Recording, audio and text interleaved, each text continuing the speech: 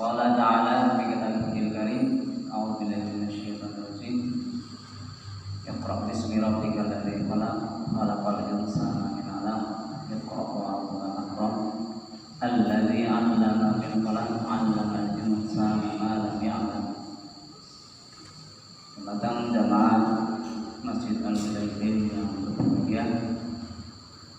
Mari pada kesempatan malam hari ini kita bersyukur kepada Allah Taala atas kenikmatan yang Allah berikan kepada kita semua, sehingga pada kesempatan malam hari ini ada perubahan jadwal yang biasanya malam Kamis karena suatu hal dan lain sebagainya, sehingga digeser malam Rabu. Nanti kita akan mengadakan kesepakatan malam Rabu atau seperti semula malam Kamis. Nanti kita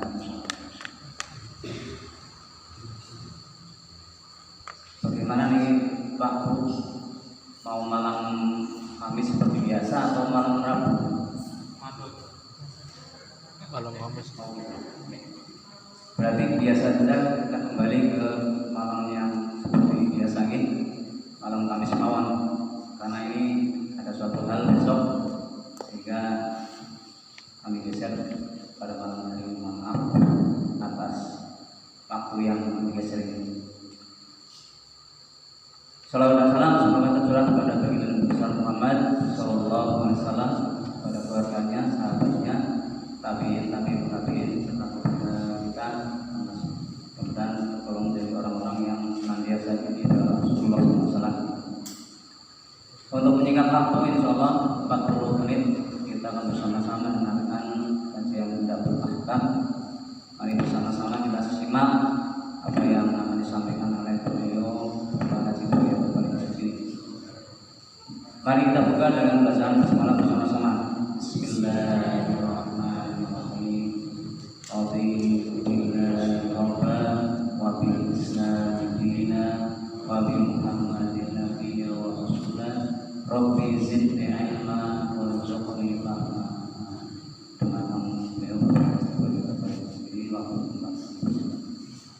Assalamualaikum warahmatullahi wabarakatuh.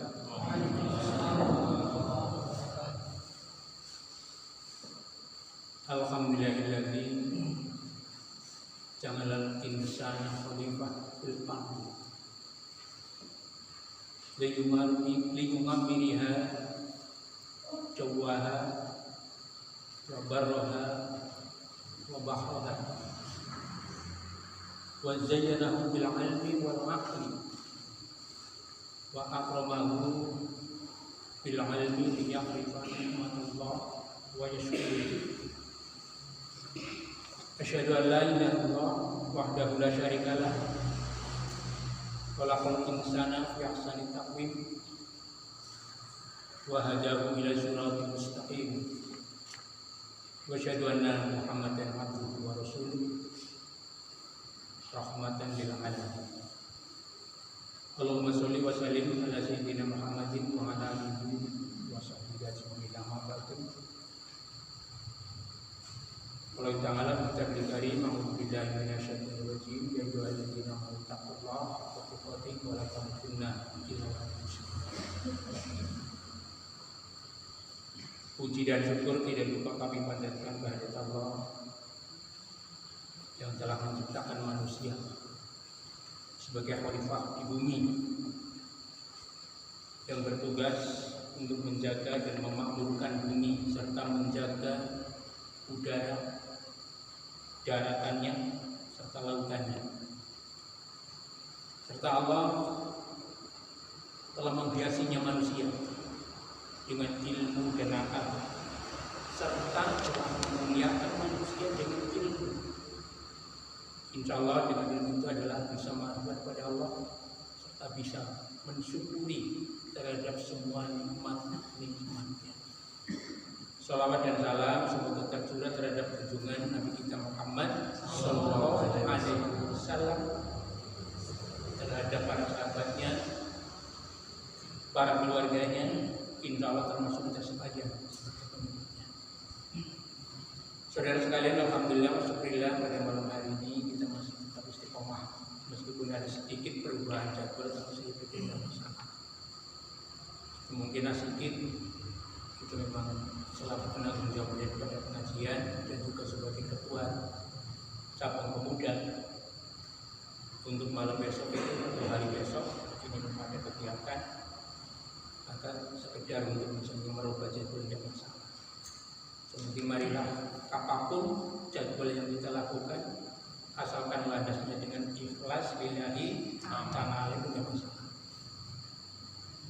Saudara sekalian, pada malam hari ini kita masih tetap kembali membahas tentang masalah bab yang baru, yaitu masalah kitab sholat tentang bab daripada mawaqit, tentang masalah waktunya. Namun sebelum kita sampai, ini perlu mengulang kembali bahwa pada malam Kamis yang lalu kita sudah membahasnya. Sebab yang berkaitan dengan masalah sholat, seperti yang kemarin sudah saya sampaikan, ini adalah hal-hal yang sangat penting untuk kita perhatikan bersama. Jadi perhatian. Yang jelas, manakala kita ini adalah sudah memahami tentang masalah sholat itu sendiri, yang pertama tentang maksud sholat itu apa. Kemarin sudah kita bahas bersama. Yang kedua kalinya adalah tentang waktu-waktunya. Allah telah menentukan sholat itu adalah dengan waktu yang berbeda. Ini memang ada hikmah. Jadi ada hikmah yang terkandung mengapa Allah itu adalah menjadikan sholat itu waktunya itu dibagi ataupun tidak sama. Ada waktu subuh, waktu zuhur, waktu asar, maghrib, waktu isya. Dan yang ketiga kalinya adalah tentang muhafadzihah, penjagaannya. Jadi sholat yang kita lakukan ini harus kita jaga supaya sholat itu adalah bisa baik sesuai dengan tujuan sholat itu sendiri. Masalahnya banyak sekali orang-orang yang mereka sholat, tapi mereka itu adalah disebutkan oleh Allah dalam Al-Quran, alladzina hum an sholatihim sahun. Banyak sekali orang yang sudah melakukan sholat, tapi mereka sahun di dalam sholatnya. Dan kita tidak ingin seperti itu. Jadi kita ingin sholat yang kita lakukan itu adalah memang memiliki arti yang penting bagi kehidupan kita. Ya paling tidak, manakala kita itu adalah memahami tentang maksud sholat itu apa, waktunya itu adalah kapan harus kita lakukan, dan juga tentang bagaimana agar sholat itu adalah bisa baik, itu adalah harus kita jaga. Dan yang terakhir, ini adalah faedahnya itu apa? Jadi sholat yang kita lakukan ada. Jadi 4 itulah yang harus kita perhatikan bersama-sama. Kalau kemarin pada malam Kamis yang lalu ini sudah kita bahas tentang tujuan daripada sholat. Itu adalah seperti yang tercantum di dalam surat apa? Surat Toha ayat 14. Jadi dalam surat Toha Allah itu telah berfirman, "A'udzubillahi minasyaitonir rajim, innani anallah la ilaha illa ana fa'budni wa qimis sholat li dzikri." Jadi tujuannya itu li dzikrinya ini, titik beratnya di dzikri. Maka dari itu kemarin ini telah kami sampaikan ada orang yang kata sangat luar biasa sekali. Mereka itu adalah mengorbankan, meninggalkan kelezatan dunia itu ditinggalkannya hanya gara-gara itu adalah ingin dekat dengan Allah, ingin dekat dengan zat penciptanya. Itu adalah seorang ahli sufi yang bernama Rabi'ah al-Adawiyah. Itu yang dalam puisinya.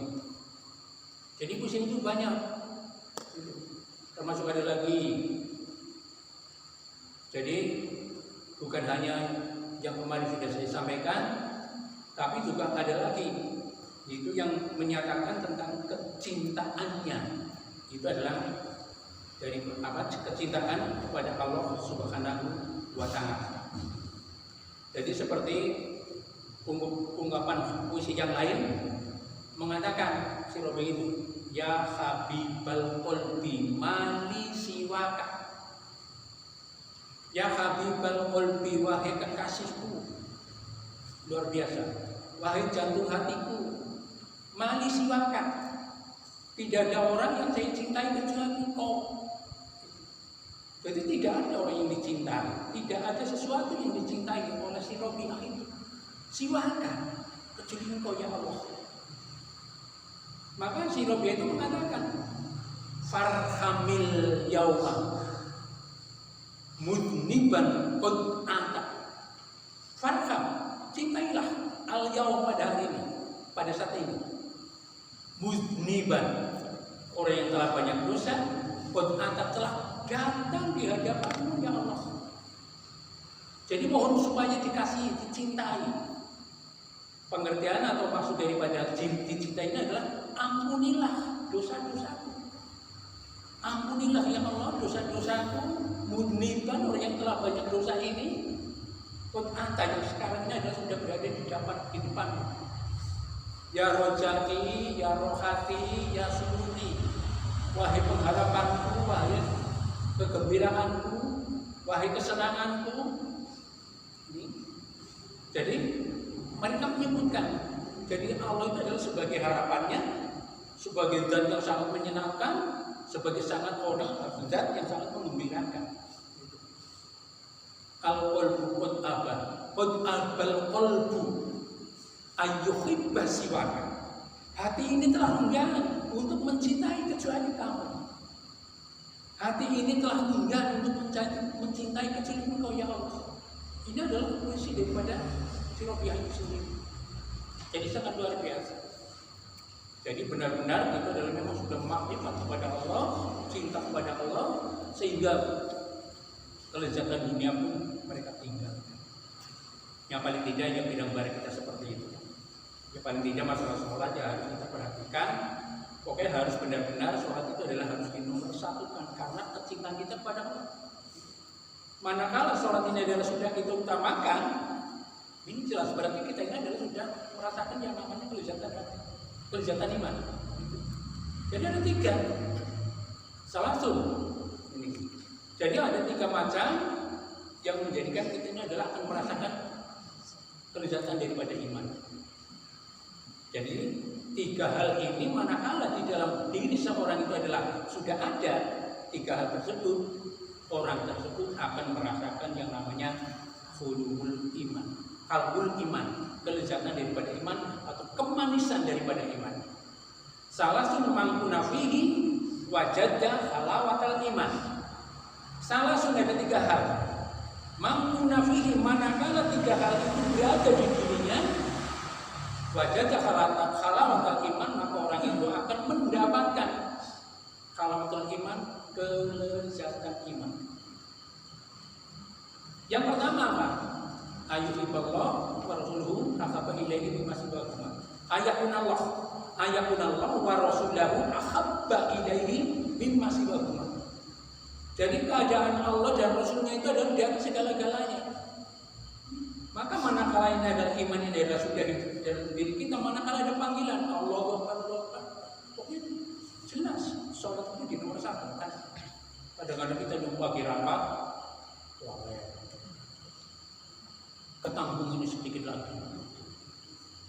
Jadi dia itu adalah yang namanya Allah dan Rasulnya di nomor 1. Manakala orang itu adalah sudah merasakan yang namanya kelezatan iman. Jadi orang itu akan merasakan kelezatan iman manakala kecintaan Allah dan Rasulnya di atas segala-galanya. Abot iman. Tapi insya Allah dengan kita berlatih, insya Allah kita mampu. Yang kedua kalinya apa? Ayyuhal mar'u la yuhibbu illallah. Jadi orang itu mencintai seseorang, tapi cintanya juga karena Allah. Jadi mencintainya itu bukan karena hal-hal lain, tapi karena Allah. Sama-sama lah Allah. Atau secara rasa kita bantu dengan keikhlasan hati tanpa tendensi lain, tanpa ada tujuan-tujuan lain. Tapi yang diharapkan hanya ridho Allah, bisa luar biasa. Kalau kita mampu luar biasa. Yang ketiga kalinya adalah ayat roha fil kufri, sama ayat roha ayat dafa finnar. Orang itu ingkar, tidak ingin. Ayat roha benci, membenci. Orang itu benci untuk kembali kepada kekafiran, kepada keingkaran, sebagaimana itu adalah membencinya manakala dia akan dimasukkan ke dalam neraka. Jadi 3 hal. Jadi kalau 3 hal ini adalah sudah berada pada diri seseorang, bisa luar biasa. Orang itu akan merasakan kelezatan iman. Yang pertama, cinta kepada Allah di atas segala-galanya. Yang kedua kalinya, mencintai seseorang. Dia mencintainya itu adalah karena Allah, bukan karena yang lain. Yang ketiga kalinya, itu membenci terhadap kekafiran, sebagaimana dia benci manakala dia akan dilempar ke dalam api. Ini memang berat sekali, saudara. Tapi marilah kita berusaha dengan insya Allah kita adalah rajin untuk mengkaji ilmu Allah. Insya Allah akan membimbing kita kepada kebenaran. Maka dari itu seperti yang pernah saya sampaikan, jadi kita ini adalah sering, kita ini adalah ngaji. Paling tidak kita harus ada perubahan. Mau ngaji orang tidak bisa merubah sikapnya percuma. Jadi pasti ada yang salah. Jadi kita ngaji, kita mencari ilmu, menuntut ilmu agama ini paling tidak harus bisa merubah diri. Paling tidak dirinya ini sudah terbentuk.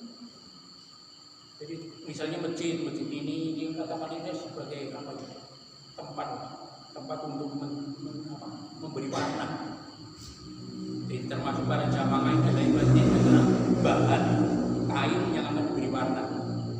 Materi yang diberikan ini adalah alat yang memberi warna. Mubalek ini adalah katakan orang yang katakan itu berperan memberi warna. Udune mestinya ya kalau kita misalnya dicelal ya harusnya ini nanti terbentuk ada warnanya. Tapi kenapa dicelko? Ya mungkin baru sebentar masih ada warnanya, tapi lama-lama luntur. Ini ada apa? Mungkin tuang celok yang kurang profesional mungkin. Terus yang kedua mungkin alat yang untuk menyelap ini adalah memang kurang bagus mungkin. Yang ketiga kalinya barang yang dicelap mungkin kainnya kena oli. Jadi meskipun dicelap bagaimana alis terus naik. Ini adalah untuk kita selalu mawas diri. Kita selalu untuk mengingat-ingat agar apa yang kita lakukan ini tidak sia-sia. Jadi paling tidak dengan pengajian yang kita adakan ini benar-benar bisa merubah kita, membuat kita punya sikap. Kita adalah punya sikap yang positif. Asalnya beler ibadah, kita jadi rajin ibadah dan sebagainya. Bendanya seperti itu. Baiklah saudaraku. Jadi untuk seterusnya, untuk yang ketiga, ini adalah tentang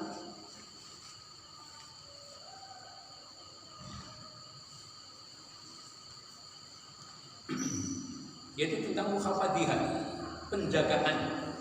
Jadi sholat itu harus kita jaga. Agar sholat itu adalah bisa terjaga dengan baik, kita harus sadar. Kita harus menyadari bahwa apapun yang kita lakukan itu adalah nanti akan dimintai pertanggungan jawab. Jadi untuk menjaga sholat ini harus ada 5 waktu yang harus kita sadari. Ada 5 hal yang harus kita sadari. Pertama, sholat itu merupakan ibadah yang pertama kali akan dihisab. Ini harus kita sadari.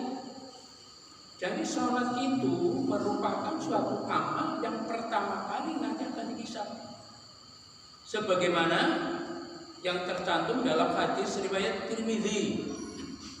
Jadi ada Rasulullah bersabda, "Inna awwalam ma yuhassabu bihil 'abdu yaumal qiyamah min amalihi sholatuhu."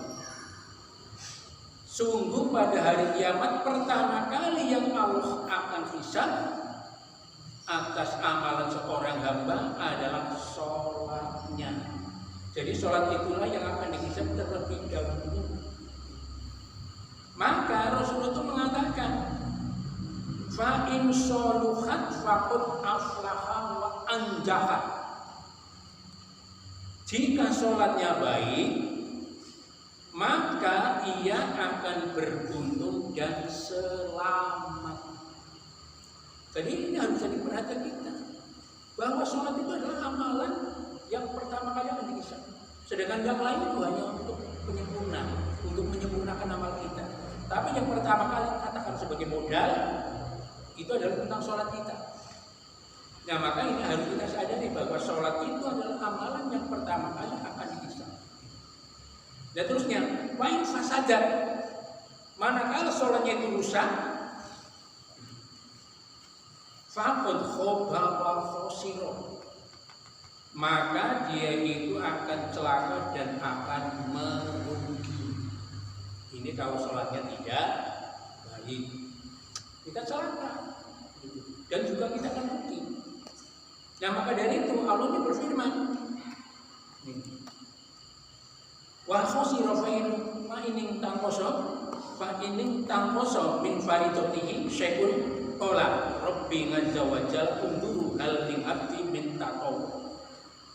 Maka jika pada amalan fardunya itu ada yang kurang, Allah atau Rabb azza wa jalla itu berfirman, periksalah apakah hambaku mempunyai ibadah sunnah yang bisa menyempurnakan ibadah wajibnya yang kurang. Maka dari itu masalah sholat rawatib juga jangan sampai ditinggalkan, karena sholat rawatib itu bersifat untuk menyempurnakan payukamala biha, untuk menyempurnakan tentang sholat yang kurang. Ini pertama. Jadi harus kita sadari dalam rangka penjagaan daripada sholat itu sendiri adalah sholat itu adalah merupakan awal amal pertama yang akan dihisab oleh Allah SWT. Yang kedua kalinya, sholat itu sebagai tiang agama. Jadi sholat itu adalah sebagai tiang agama.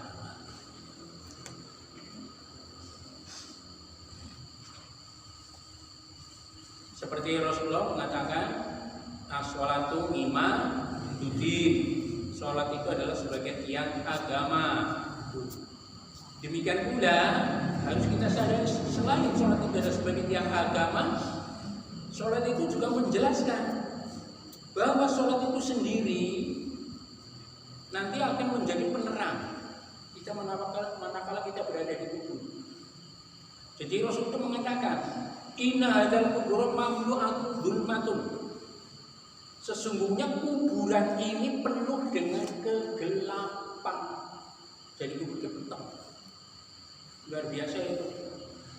Jadi inna hadzal kubur mamlu'atun dzulmatan, jadi sungguh kuburan-kuburan itu penuh dengan kegelapan, ngalah ahlinya atas penghuninya. Padahal kita ini adalah kejahatan yang tidak ada yang abadi. Mestinya kita harus selalu mengingat-ingat bahwa yang namanya kematian itu adalah akan datang. Mungkin besoknya lagi. Nah, kalau kita mengingat-ingat itu kan kita paling tidak kan jadi mikir. Terutama paling tidak itu adalah menjaga sholat kita. Dan ada lagi, saya pernah itu ada seorang dai yang mengatakan, supaya sholat kita bisa khusyuk, maka anggaplah sholat yang kita lakukan itu adalah merupakan sholat yang terakhir. Setelah itu udah ada lagi sholat. Pokoknya sholat hari saat ini, inilah sholat saya yang terakhir. Coba bagaimana misalnya, kalau panjenengan misalnya kok merasa bahwa ini adalah sholat saya terakhir, apa bisa dirasakan? Ya bisa, orang yang akan dihukum mati tembak, dia itu adalah sudah berada di depan ditembak. Biasanya orang-orang yang akan dihukum mati itu adalah ditanya, kamu punya permintaan apa? Tolong Pak, berilah saya kesempatan untuk mengerjakan sholat. Nah, coba kita bisa seperti itu. sesudah saya ini rampung sholat nanti saya akan mati. Saya yakin itu, sholatnya pasti bisa khusyuk dah. Pasti bisa khusyuk dah. Dan sholatnya terakhir pasti bisa khusyuk sekali. Dan ini, jadi ada seorang dai yang mengatakan agar sholat kita bisa khusyuk, maka kita harus merasa bahwa sholat saya ini adalah sholat yang terbaik. Dan saya yakin tidak akan bakal cepat-cepat, apalagi sampai tidak sempurna oleh ruku, oleh sujud. Ini jadi Rasulullah mengatakan, ini hadis riwayat Muslim, inna hadhil kubur mamlu'atun dzulmatan ngala ahliya wa innallaha azza wa jalla yunabidu halahu bi sholatin ala. Dan sesungguhnya Allah azza wa jalla akan meneranginya mereka itu dengan sholat ku atas mereka. Ini yang pertama. Nah, demikian pula ini Ibnu Alam dalam Syarah Riyadhus Shalihin itu juga menerangkan maknanya. Tidak bisa menyinari ataupun menerangi kecuali amal-amal soleh dan syafaat yang diterima dari Allah serta lewat nabinya. Nah, jadi di samping sholat ini juga termasuk amal-amal soleh dan kita mendapat syafaat dari Nabi kita Muhammad Sallallahu Alaihi Wasallam. Ini penting. Maka di sini seperti dalam hadis Muslim juga dikatakan, washolatu nurun, wasodaqatu burhanun, wasobru diya'un, wal Qur'anu hujjatul laka au ngalaika, rawahu Muslim. Jadi di sini jelas sekali nih. Jadi as-sholatu nurun, sholat adalah cahaya. Terus wasodaqatu burhanun, sedekah itu merupakan bukti nyata. Bukti nyata apa? Keimanan seseorang. Jadi kalau kita mengaku iman pada Allah, ya kita harus mau bersedekah, mengeluarkan sedekah. Jadi sedekah yang kita keluarkan ini merupakan tanda bukti keimanan seseorang kepada Allah Subhanahu wa Ta'ala. Jadi mereka itu sadar harta apapun yang kita miliki itu bukan milik kita. Kita bukan ngaku kok. Sekalian ini duit. Nanti kalau sudah mati rusak duit. Ini jadi washolatu nurun, wasodaqatu burhanun, terus wasobru diya'un, sabar itu sinar. Nih, wal Qur'anu hujjatalak, sedangkan Al-Quran adalah sebagai pembelamu ataupun penuntutmu. Hadis riwayat Muslim. Jadi jelas sekali di sini. Maka dari itu masalah sholat ini harus kita perhatikan benar-benar, kita kerjakan dengan sebaik-baiknya. Jadi di samping sholat sebagai tiang agama, maka sholat itu adalah sebagai sinar penerang manakala kita sudah berada di dalam. Di samping itu kita ini juga harus yakin, kita harus sadar. Jadi menyadari masalahnya apa? Orang-orang yang itu adalah meninggalkan sholat masalah. Coba nanti panjenengan bisa buka mulai surat Al-Mujassir ayat 38. Surat Mujassir. Jadi dalam surat Mujassir di sana itu disebutkan ini. Surat Mujassir.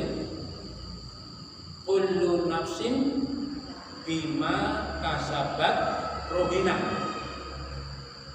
Kullu nafsin, setiap yang bernafas, uriplah. Bima kasabat rohina, maka dia bertanggung jawab terhadap apa yang telah diperbuat. Anjumona rohina gaden. Jadi saben-saben wong sing urip rohina itu adalah apa yang dikerjakan itu bukan. Jadi tiap-tiap diri itu bertanggung jawab atas apa yang telah diperbuatnya. ila sabal yamin, kecuali golongan kanan. Fi jannati yatasaalun, jadi berada di dalam surga mereka itu saling menanyakan.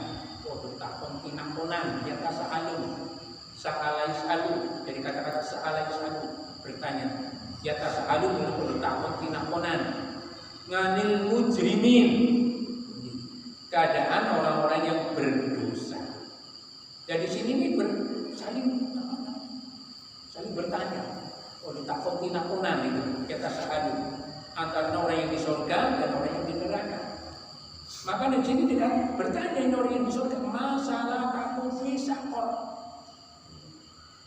Apakah yang memasukkan kamu ke dalam neraka sakor? Kenapa sih kamu melebu?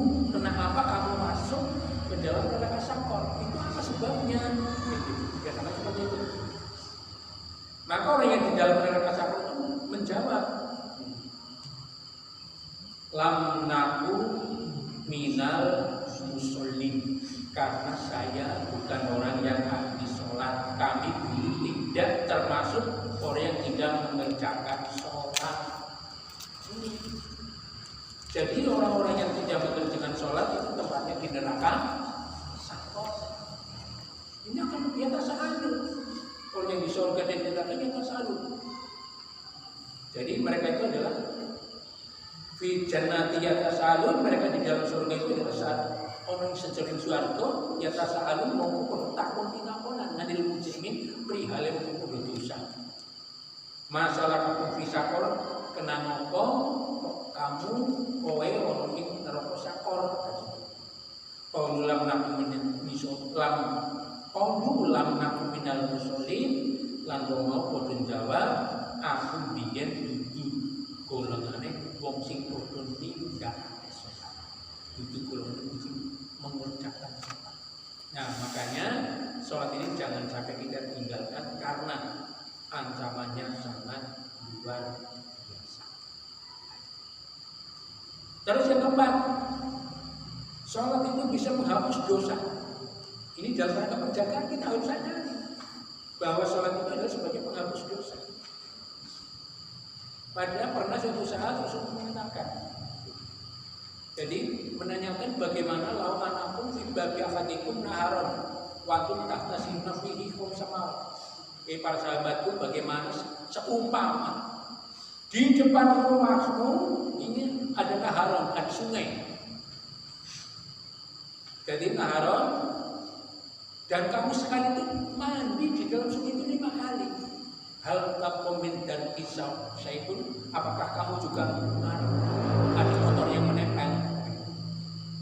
Hei sahabatku, seumpama lautan nakum tiba bi akadikum naharon, seumpama di depan rumahmu itu ada sungai yang mengalir, wantum tahsiluna fihi khamsamarot, dan kalian itu adalah mandi di dalam satu sungai itu 5 kali sehari. Hal takomin dan pisau itu, apakah akan menempel kotoran di dalam dirimu? Maka serta mereka mengatakan qaulu lam dan tidak ada Rasulullah kotor yang menempel kepada diri. Maka Rasulullah menjelaskan kadzalika masalah sholatil khamsi yang hamlauhil khotoyan. Demikianlah itu gambarnya sholat 5 waktu yang hamlauhu bihil khotoyan. Allah itu akan menghapuskan dosa-dosa. Ini pentingnya sholat 5 waktu adalah untuk menghapus dosa. Dan yang kelima, nomor 5-nya, yang kelima itu adalah termasuk dosa besar manakala sholat itu adalah ditinggalkan. Jadi meninggalkan sholat itu adalah termasuk dosa besar. Maka dari itu saudaraku, jadi marilah kita bersama-sama memelihara masalah sholat. Jadi untuk menjaga sholat ada 5 yang harus kita sadari bersama. Pertama, jadi sholat itu adalah sebagai ibadah yang pertama kali akan dihisab di sebagai tiang agama. Nomor 3, kunci sorga. Terus yang keempatnya sebagai penghapus dosa. Yang kelimanya adalah termasuk dosa besar manakala sholat itu ditinggalkan. Orang yang meninggalkan sholat tempatnya di neraka sakor, seperti yang tercantum dalam surat Mudaththir. Terusnya yang keempat. Jadi yang pertama itu adalah maksudnya sudah, waktunya sudah. Terus yang ketiga kalinya adalah tentang ini penjagaannya, tinggalnya tempat itu faedahnya. Jadi ada faedah. Saudara sekalian, jadi sholat yang Allah berikan, yang Allah wajibkan kepada kita sekali itu adalah memang memiliki hikmah yang sangat luar biasa. Ada 10 macam ini, seperti ungkapan daripada Syekh Imam Nawawi Al-Bantani. Syekh Imam Nawawi Al-Bantani itu mengatakan dalam kitab Nashihul Ibad. Jadi dalam kitab Nashihul Ibad, Syekh Imam Nawawi Al-Bantani itu menyebutkan ada 10 hikmah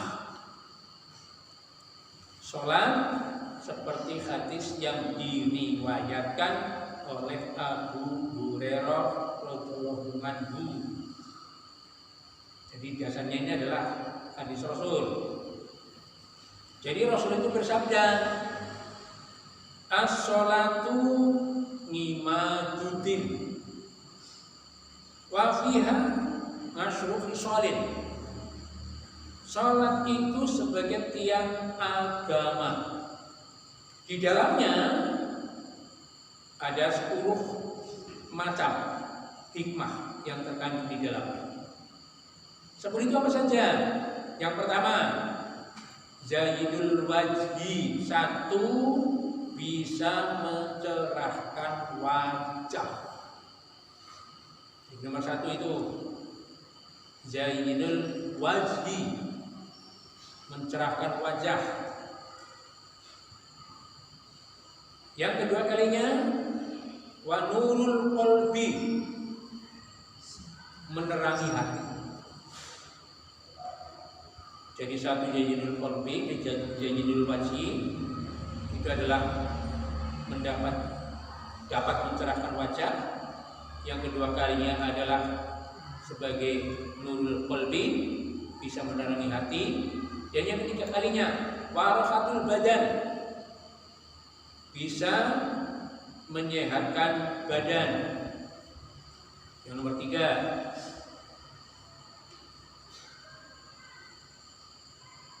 terus yang keempat, wa yusuf fil qabri. Yang keempat menjadi faktor ketenangan dalam kubur. Jadi 1 dapat mencerahkan wajah, nomor 2 menerangi hati, yang nomor ketiga kalinya adalah menyehatkan badan, dan yang keempat adalah menjadi faktor ketenangan di dalam kubur. Terus yang kelima, wa manzilur rahmah, menjadi sebab turunnya rahmat Allah. Itu nomor 5, menjadi sebab turunnya rahmat Allah. Terus nomor 6, miftahus sama, bisa sebagai kunci membuka pintu langit manakala kita berdoa. Jadi miftahus sama, miftah itu kunci, sama itu langit. Jadi miftahus sama, sholat itu adalah miftahus sama, bisa membuka atau sebagai kunci pembuka pintu langit. Terus yang ke-7, wasaklul mizan, bisa memberatkan timbangan. Saklul mizan.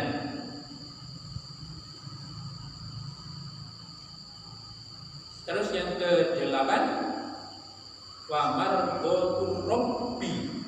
mendapat keriduan Allah atau tempat keriduan Allah. Terus yang ke-9, wasamanul jannah. Ini adalah bernilai surga karena pahalanya adalah surga. Jadi ada hadis juga riwayat Muslim, miftahul jannah as-shalah. Kunci surga adalah sholat 5 waktu. Dan yang nomor 10 adalah wahijabu minan nar, sebagai tabir dari siksa api neraka. Maka lebih lanjut Rasulullah mengatakan, faman aqomaha faqad aqomadin. Maka barang siapa yang itu adalah mendirikan sholat 5 waktu, berarti dia itu adalah sama dengan mendirikan agama. Tapi waman tarokaha, dan barang siapa yang meninggalkan, berarti sama saja dia itu adalah merobohkan agama.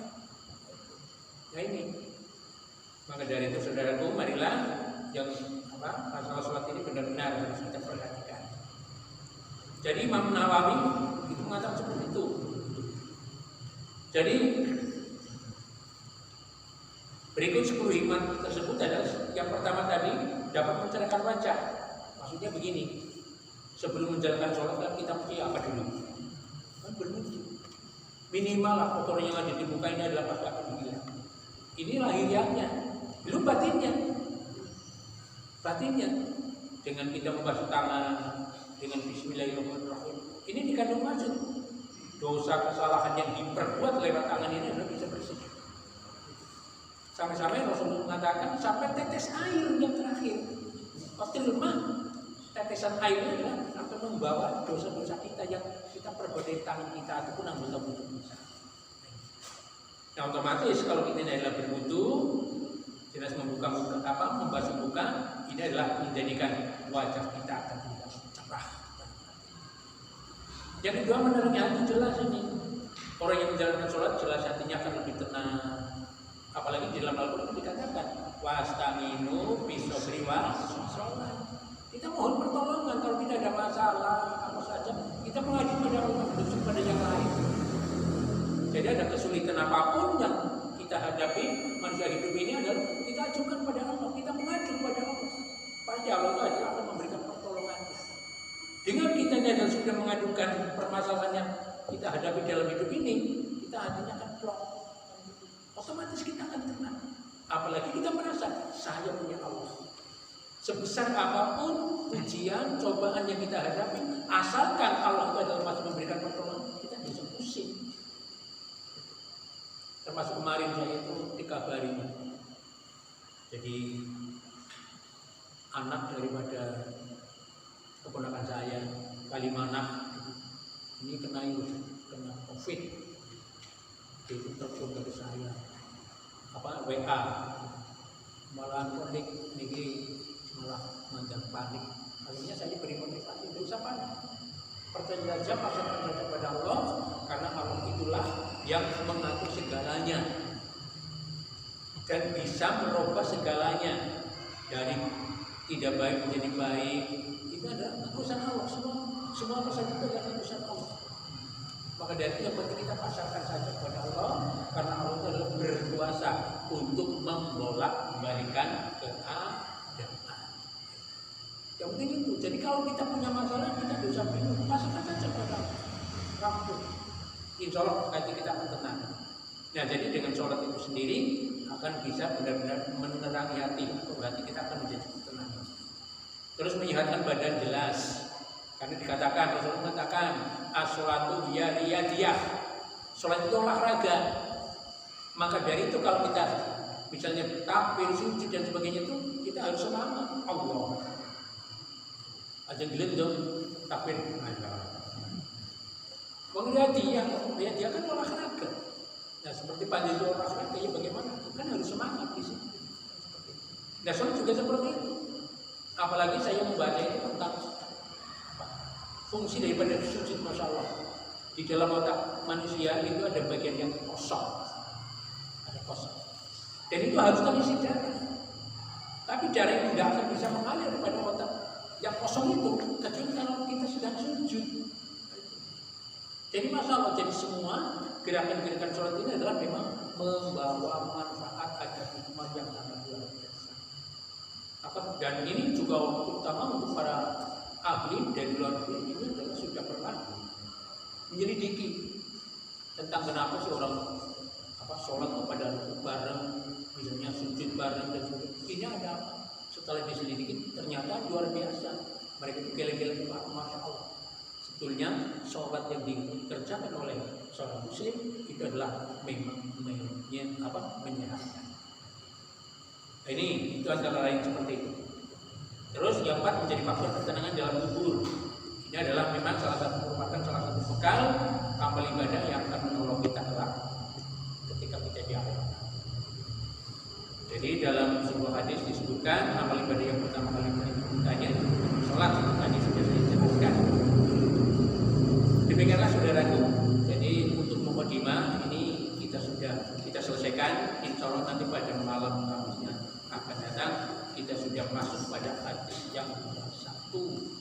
Dan hadis insya Allah hadis pertama yang kita bahas ini adalah merupakan hadis yang ke-44. Padahal seumpamanya adalah nanti kita rangkum, ini sangat luar biasa. Jadi hadisnya setelah saya hitung semuanya itu ada 410 hadis. Jadi ini saya lihat ini. Jadi semua itu ada 410 hadis. Hadis ini menjadi belakang. Hadis menjadi belakang. Ada 410. Ya, saya juga berpikir 400 hadis kira-kira berapa tahun? Ini saja untuk sudah 2 pertemuan ini kita belum sampai pada hadis pertemuan. Tapi makanya insya Allah nanti pada malam yang akan datang kita sudah masuk pada hadis yang nomor 1 dan itu merupakan hadis yang nomor 4. Demikian untuk pada hari ini, semoga ada manfaatnya. Kurang lebihnya minta maaf. Akhiri qouli billahi taufiq wal hidayah. Assalamualaikum warahmatullahi wabarakatuh.